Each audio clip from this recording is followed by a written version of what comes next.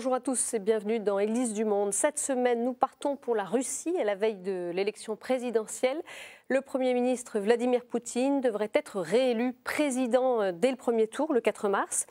Alors dans ce pays de 140 millions d'habitants, l'Église orthodoxe est en pleine renaissance après plus d'un demi-siècle d'oppression communiste. Pour preuve, le nombre de paroisses qui a explosé en une vingtaine d'années, passant de 6 900 à plus de 30 000 aujourd'hui. Cette église est devenue incontournable dans la société et l'État lui accorde une place de choix. Quels sont les enjeux de ces élections? Quels liens unissent État et Église? Quelle est la vitalité de l'Église orthodoxe aujourd'hui? Quelle est également la situation des catholiques de Russie, minorité de moins d'1% de la population? Décryptage avec notre invité, le père Jivko Panev, directeur du site d'information orthodoxie.com, également maître de conférence à l'Institut Saint-Serge à Paris. Père Jivko, bonjour. Bonjour. Merci de nous rejoindre. On va tout de suite rentrer dans le vif du sujet. Les élections sont dans quelques jours. Quels sont les enjeux, puisqu'on peut a priori dire qu'il n'y aura pas vraiment de surprise? Quels sont les enjeux pour ce pays, pour les Russes? Écoutez, sans doute, comme vous l'avez dit, donc le Premier ministre sera élu président. L'Église russe est au centre de l'intérêt également de la campagne présidentielle, comme dans tous les pays. Vous savez, dans un pays où l'Église a su et pu garder la totalité de sa présence sur le territoire de l'ex-empire soviétique, montre une vitalité de représenter l'identité nationale, donner aussi un espoir aux Russes dans la dignité de le peuple russe et la culture russe. Évidemment, le pouvoir actuel, aussi bien de l'opposition que sur place, cherche à avoir l'appui de l'Église orthodoxe russe. Et pourquoi l'Église est-elle associée à cette identité nationale? Pourquoi est-ce qu'il y a un lien entre les deux? Écoutez, c'est un simple fait historique. Oui. Déjà au IXe siècle, enfin Xe siècle, lorsque le prince Vladimir va choisir de devenir chrétien orthodoxe, en choisissant Constantinople comme, si vous voulez, le repère, le peuple russe rentre dans la civilisation européenne, judéo-chrétienne, dans la culture donc de la Bible, parce qu'en fait la Russie va recevoir comme héritage de Saint Cyril et Méthode et leurs disciples qui vont transmettre au peuple slave, y compris donc le peuple russe, toute la culture, toute la richesse de l'Église chrétienne. Donc le peuple russe va devenir un peuple donc chrétien à partir du Xe siècle, et le destin de l'Église russe est intimement lié au destin de l'État et de la nation russe. Être russe, c'est être orthodoxe? Oui, on peut le dire. Être orthodoxe, c'est dire appartenir, si vous voulez, à une civilisation. Donc le grand historien d'origine russe, Dmitri Obolensky, parlait de Commonwealth byzantin. Vous voyez, donc il y a un espace culturel, un espace de civilisation qu'on peut considérer byzantin ou orthodoxe, où donc les gens naissent, meurent et s'identifient avec les valeurs de cette civilisation. Alors pour en revenir au lien entre pouvoir et Église, de quelle façon est-ce que l'État s'appuie sur elle? Écoutez, vous savez, c'est une histoire vieille comme l'Église. Donc le rapport entre le pouvoir et l'Église était toujours depuis le Christ, en fait. C'est un rapport de pouvoir qui veut, si vous voulez, qui voit dans le Christ aussi une menace pour le pouvoir lui-même, n'est-ce pas?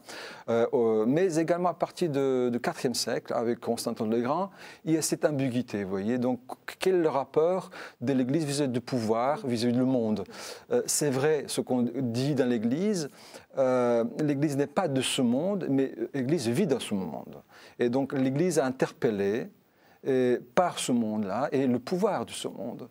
Le pouvoir soit cherche un partenariat ou bien un contrôle tout court. Et c'est un phénomène propre à toutes les civilisations chrétiennes. C'est pas spécifique seulement pour l'Église orthodoxe, mais nous avons également ici en Occident le même cas. Est-ce que ça lui donne une certaine caution au pouvoir, la légitimité symbolique de l'Église, les valeurs qu'elle véhicule?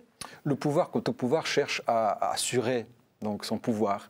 Et toute institution qui peut servir donc d'assurer sa position est bienvenue. Donc dans ce sens-là, l'État cherche l'appui de l'Église, d'autant plus que l'Église, comme vous savez, touche l'être complet de l'homme, hein, pas seulement son intellect, mais aussi son âme, son cœur.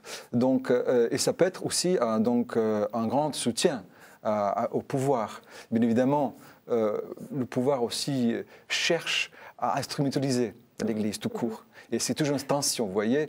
Et le côté Église, quand le pouvoir offre un partenariat, il est normal, ne peut pas dire tout de suite non. L'Église n'est pas dans une posture manichéenne. Vous savez, tout ce qui est dans ce monde, tout ce qui est ici vient du diable, alors tout ce qui n'est pas de ce monde vient de Dieu. Donc l'Église doit avoir un discernement. Elle cherche, exercer ce discernement et cherche ce discernement au cours de l'histoire. Le porteur de ce discernement, ce sont les hiérarques, le clergé, mais aussi le peuple, vous voyez. Donc, et seulement au cours de l'histoire, l'Église donne raison à des gens qui avaient ce discernement et désapprouve les gens qui n'ont pas eu ce discernement. Mais il est difficile dans un moment donné, donner donc immédiatement, si vous l'approbation de l'Église, que c'est quelque chose qui est 100% pour l'Église, bien pour l'Église, ou qui n'est pas bien pour l'Église. Alors ça peut peut-être nous surprendre, nous, avec notre regard occidental, mais le patriarche de Moscou, Kirill, il a apporté un soutien appuyé à Vladimir Poutine. C'est peu fréquent chez nous. Est-ce que l'Église aussi monte au créneau pour dénoncer des inégalités sociales, la corruption qui quand même gangrène pas mal le pays? Moi, je nuancerais donc cette idée que le patriarche Kirill donne un appui inconditionnel à Poutine. Poutine a su donc à donner à l'Église, mais aussi à l'État, si vous voulez, la possibilité de retrouver sa dignité. Il faut savoir une chose, la Russie est un empire de point de vue de sa composition parce que c'est une entité, si vous voulez, supranationale. Donc l'Église russe également opère sur un territoire composé de plusieurs nations, plusieurs ethnies. D'ailleurs, elle-même s'est définie dans sa constitution que c'est une Église multinationale. Donc elle ne se voit pas comme une Église exclusivement pour la nation russe. Et dans un grand empire, dans un grand territoire, dans une institution qui couvre 150 millions d'hommes, de population de 150 millions, donc il est évident que quelqu'un qui sait donner une structure, de garder l'entité, tout en cherchant d'améliorer la position de l'Église, ce que Poutine a su faire, mais avant ça déjà Yeltsin. Donc effectivement, l'Église ne peut approuver ce qui était bien pour elle. Mais l'Église veut garder son indépendance vis-à-vis de l'État. Cela est visible, par exemple, dans un document qui a été promulgué en 2000, qui s'appelle « Le fondement de la doctrine sociale de l'Église orthodoxe russe ». Donc c'est un livre qui est sorti aussi en français, il y a une traduction française aux éditions de Cerf, qui se veut donner des approches orthodoxes sur plusieurs questions. Donc les questions rapport Église et société, Église et pouvoir, Église et nation. Il y a 87 sujets qui sont traités dans ce livre. Mais également, pour la première fois, donc, dans ce livre, l'Église prône la désobéissance civile pacifique. Donc l'Église dit, si vous considérez que l'État, le pouvoir, fait quelque chose qui est contraire à vos valeurs, vous avez le droit à cette désobéissance civile. Donc il faut dire aussi qu'aujourd'hui, le patriarche Cyril, c'est quelqu'un qui a un vrai charisme. Et donc il ne se laisserait pas faire très simplement, comme on dit, être un instrument dans la main du pouvoir. Il cherche plutôt un partenariat. Un partenariat, et tout ce qu'il fait, c'est dans ce sens-là. Alors on va justement s'intéresser de plus près à cette Église orthodoxe aujourd'hui. Elle représente environ, je crois, 80% de la population. Il y a une question tout de même, quand on parle des 4 religions historiques en Russie, on dit orthodoxie, judaïsme, islam, bouddhisme. Mais pourquoi est-ce qu'on ne dit pas christianisme plus largement? Pourquoi est-ce qu'on spécifie, selon vous, la confession dans une religion et pas pour les autres alors? Je crois que c'est déjà la législation soviétique qui disait qu'il y a 4 religions ou confessions. Je ne suis pas sûr que les bolcheviks qui ont écrit cette constitution faisaient différence entre confession chrétienne et religion. Je pense que pour eux, c'est ils mettaient tous dans un même panier. Mais historiquement, c'est vrai que l'Empire russe, tsariste, et ensuite l'Empire soviétique couvrait donc les populations qui avaient ces religions, ces confessions. Donc pour cette raison-là, donc il y a ces 4 religions de confession. Alors on va voir un exemple de la vie de cette église 20 ans après la chute du communisme. Direction Saint-Pétersbourg dans une paroisse dont le nom rappelle la persécution de l'église sous l'Empire soviétique. Il s'agit de la paroisse des Nouveaux Martyrs. C'est l'une des paroisses les plus dynamiques de Saint-Pétersbourg. Elle illustre bien cette renaissance de l'église orthodoxe russe. Regardez.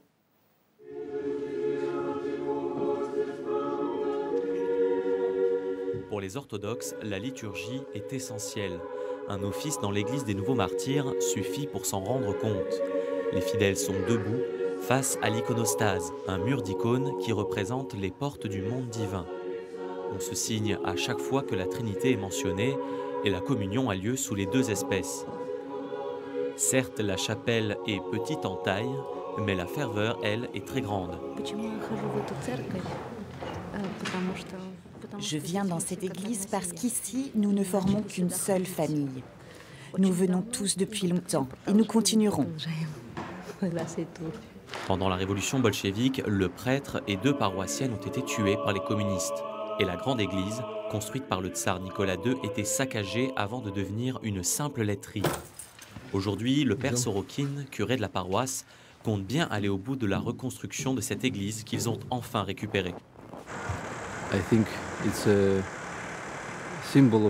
Je pense que c'est le symbole d'une renaissance de notre vie spirituelle. Parce que nous voyageons comme Israël dans le désert. Comme Israël, nous voyageons en portant avec nous le temple. Une reconstruction possible grâce à l'appui d'hommes politiques influents.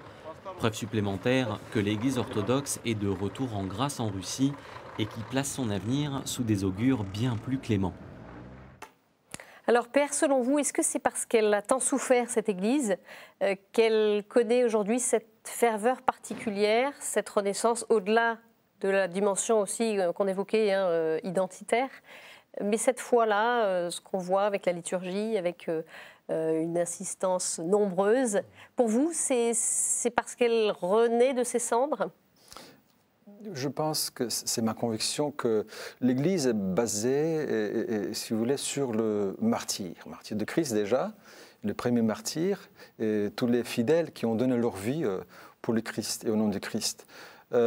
Pour cette raison, par exemple, dans l'Église orthodoxe, je pense que c'est la même chose dans l'Église catholique, depuis des origines, les églises, les temples étaient bâtis sur les tombeaux des martyrs. Effectivement, l'Église russe au XXe siècle a subi un grand martyr. Par exemple, au début du XXe siècle, sur le moins de 3000 saints que compte le calendrier orthodoxe, toutes les églises locales orthodoxes, il y avait 450 saints d'origine russe. Après la Révolution et aujourd'hui, par exemple, les dernières statistiques, en novembre 2007, il y avait 1636 saints russes actuellement qui font partie du calendrier de l'Église orthodoxe tout court. Donc cette Église a donné quelque part plus de martyrs que ce que l'Église a donné au cours des 2000 ans.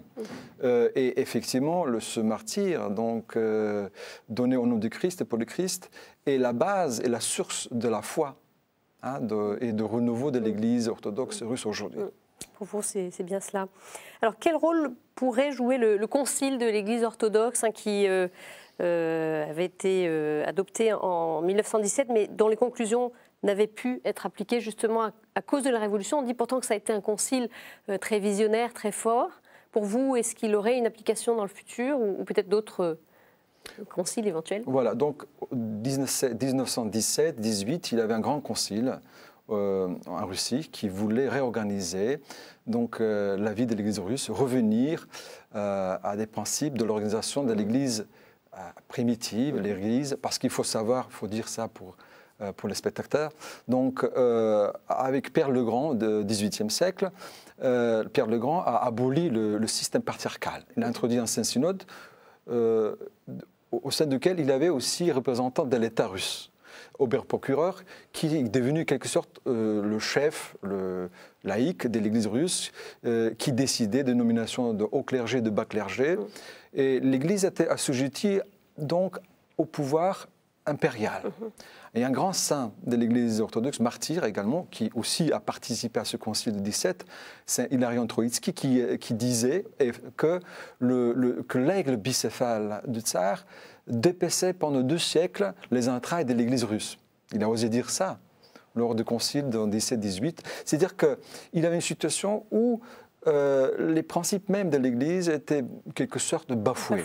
Mais il faut savoir qu'au même temps, cette Église soumise à ce système synodal de Pierre le Grand a montré une grande vitalité, parce que le 19e siècle est aussi un siècle où il y a la redécouverte de la patristique des écrits des pères de l'Église par les Russes et l'Église russe. Et c'est le siècle aussi des grandes missions au Japon, en Asie et partout. Et aussi une prise de conscience qu'il faut revenir, comme j'ai dit, à des structures ecclésiales plus normales, naturelles à l'Église. C'est-à-dire ils ont voulu restaurer d'abord le système patriarcal, ce qui était fait, et il y avait plusieurs propositions. Donc les propositions, par exemple, donc, augmenter le nombre de diocèses, parce qu'il faut savoir que les diocèses en Russie étaient énormes. Oui, il n'y avait pas cette proximité entre le clergé et l'évêque, encore moins entre le peuple, les fidèles et l'évêque. Et ça bouge, non? Il y a eu un certain nombre de diocèses créés récemment. Tout à fait, justement. Mais si vous voulez, les décisions prises au Concile 17 ont été petit à petit par des différentes vagues appliquées. Par exemple, aujourd'hui, vous avez, au niveau de la structure de l'Église russe, où il y a un grand concile local, composé donc par des représentants des évêques, mais également le clergé, mais les laïcs. C'est une grande assemblée clérico-laïque qui gouverne donc l'Église orthodoxe russe qui s'est réunie périodiquement. Vous avez aussi un concile, assemblée des évêques, qui s'est réunie tous les ans. Voyez, donc aussi, il y a une proximité entre tout à fait. Donc, le pasteur et les fidèles. Toutes ces structures qui sont aujourd'hui existantes au sein de l'Église russe ont été décidées, proposées lors de ce concile. Mais à cause du régime bolchevique, on ne pouvait pas tout de suite les appliquer. Alors, on va s'intéresser à un autre visage de l'Église orthodoxe, celui du futur clergé. On reste à Saint-Pétersbourg, on se rend au prestigieux séminaire orthodoxe. Voyez ce reportage.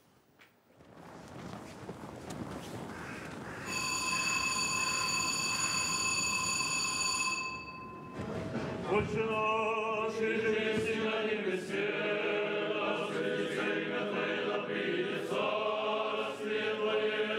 14h dans le réfectoire de l'Académie théologique, c'est l'heure du déjeuner. La salle est comble comme tous les jours. Ici, les vocations ne connaissent pas la crise et chaque année, des centaines de candidats sont refusés à l'entrée du séminaire. Connaissances bibliques, liturgie, histoire de l'Église, voire recommandation du prêtre de sa paroisse d'origine, la sélection est serrée à l'image d'un grand concours.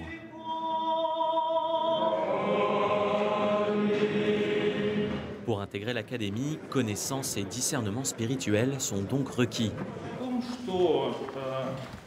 Quant à la qualité de l'enseignement, elle serait reconnue jusqu'à Vladivostok, dont sont originaires certains séminaristes.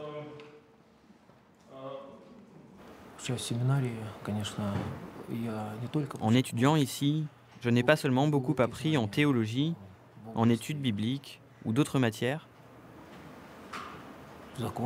mais le séminaire m'a aidé et m'aide encore à mieux me connaître moi-même et à atteindre un certain niveau spirituel, si on peut le dire ainsi. On soulignera également l'existence de 2 sections que l'on retrouve dans beaucoup de séminaires en Russie, iconographie et chorale.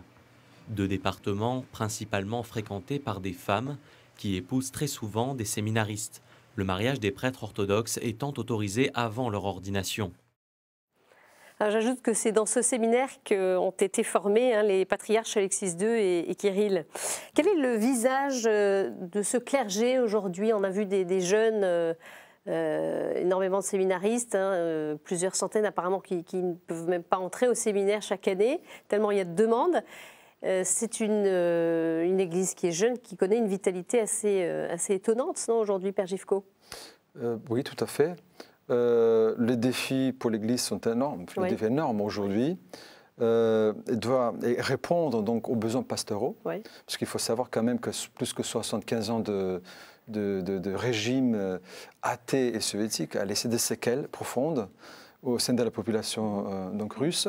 Le renouveau, les gens maintenant veulent se baptiser, ils se font baptiser, rentrent à l'église, mais une fois rentrés, il faut quand même continuer à grandir dans la foi. Hein, donc il y a bien évidemment le temps de préparation, hein, par les catéchèses, mais aussi également, il faut que cette formation soit continue et continuelle au cours de la vie de tout chrétien. Donc les pasteurs sont là pour ça, en fait. Ils sont bien formés, les pasteurs. Justement, donc, ce sont des jeunes gens qui veulent se consacrer entièrement, mais qui ont besoin d'une formation. Besoin de formation. Pour vous, c'est encore à travailler, c'est un cette début. question-là. C'est un début. Actuellement, l'Église russe compte 87 écoles théologiques, dont 5 académies de théologie, 3 universités, 2 instituts, et 38 séminaires et 40 écoles pastorales. Mais cela n'est pas suffisant pour répondre aux besoins de la formation des futurs pasteurs. Ouais. Car en fait, aussi, il faut savoir que la situation a beaucoup changé aujourd'hui. Donc, la société russe vit dans une crise, comme partout. Crise vient de la chute du communisme, des fondements de tout système, passant par la période de première accumulation de capital, comme disait Marx, du temps de Yeltsin, où la richesse nationale était complètement privatisée de manière sauvage par les grands oligarques. Vous avez maintenant la période Poutine, où on cherche à reconstituer l'État et ses institutions. Et l'Église est dans un défi, dans une situation dans laquelle elle n'a jamais été. Donc, aussi aujourd'hui, le grand problème, c'est la modernité, plutôt la postmodernité, où vous savez, le principal signe de cette postmodernité, qu'il n'y ait pas une seule vérité. Il y a autant de vérités, on dirait, qu'il y a d'individus, et toutes les vérités se valent.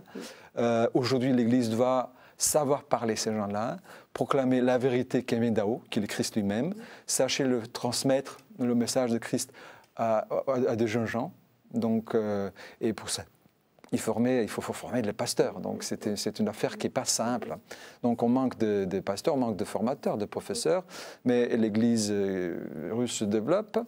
Elle a une vision aussi également, et veut se ouvrir donc à l'Occident, par exemple, par le fait de former ici, de fonder ici en France le premier séminaire en Europe occidentale de l'Église russe, était avec un but précis de former de futurs leaders, le futur formateur, professeur, qui doivent retourner en Russie, de les former, si vous voulez, à des valeurs de la culture européenne, occidentale, hein, de comprendre et de vivre avec la mentalité occidentale et d'être une sorte de pont entre la Russie d'aujourd'hui et l'Europe de demain. Alors on va évoquer dans les dernières minutes de cette émission les liens orthodoxes et catholiques. Rappelons-le, les catholiques sont une petite minorité, moins d'1% de la population, environ 650 000 fidèles. Est-ce qu'il est facile d'être catholique aujourd'hui en Russie ? Écoutez, je ne suis pas catholique, je ne le sais pas. J'ai un grand ami, le frère Yassin Destivel, qui est le curé de la grande paroisse de Sainte-Catherine dominicain, donc à Saint-Pétersbourg. Je lui pose souvent la question. Il me dit que tout va bien. Il est très content d'être en Russie, qu'il n'a pas de problème. Il s'occupe surtout de la population catholique, historiquement catholique, qui en ce qui le concerne, il n'y a pas d'acte de prosélytisme. Mais c'est vrai que historiquement, il y a un problème entre l'Église russe et l'Église catholique. Déjà, avec l'union de Brest, donc la population en Ukraine actuelle était forcée donc, de passer au catholicisme tout en gardant le rite oriental. Aussi récemment, en l'an 2002, il y a une crise entre l'Église russe et le Vatican. Lorsque le Vatican a décidé de créer 4 diocèses, en Russie elle-même et 2 en Ukraine, l'Église russe a vu comme un acte de prosélytisme, a protesté, et curieusement, l'État russe a soutenu. Donc, si vous voulez, cette réaction de l'Église russe, parce que l'Église russe pensait que ces diocèses sont ouverts là où il y a très peu de catholiques, qu'il n'y avait pas aucun besoin, nécessité pastorale, donc de ouvrir ces diocèses. Alors, on avait évoqué il y a quelques années la possibilité d'une rencontre entre Benoît XVI et Alexis II. Aujourd'hui, donc, cette rencontre, est-ce qu'elle est envisagée avec le successeur d'Alexis II, le patriarche Kirill ? C'est mon opinion personnelle. Je pense que le patriarche actuel souhaiterait donc, que le pape actuel donc, vienne rendre visite en Russie. Bien évidemment, je suppose qu'il y aura des actes, enfin, ils vont demander des actes précis, des conditions précises pour cette venue. Quoi, brièvement, à quelles conditions? C'est la question de l'uniatisme. Oui.